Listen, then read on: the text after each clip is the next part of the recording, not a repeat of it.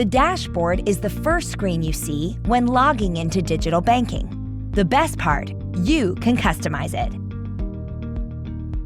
The dashboard shows all your accounts and loans, your recent transactions, quick links, and financial management tools such as spending analysis, saving goals, and your credit score.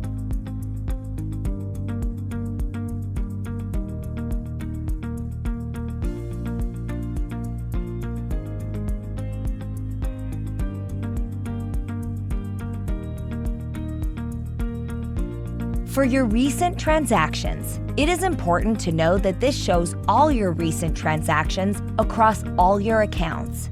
You can filter transactions per account by selecting the three-dot icon.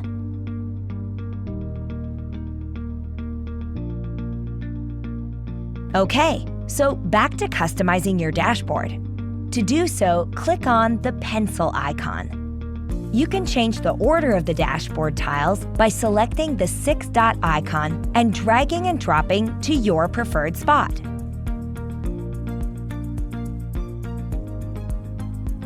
You can hide and unhide tiles by selecting the eye icon. If you hide a dashboard tile, it will no longer be visible on the dashboard.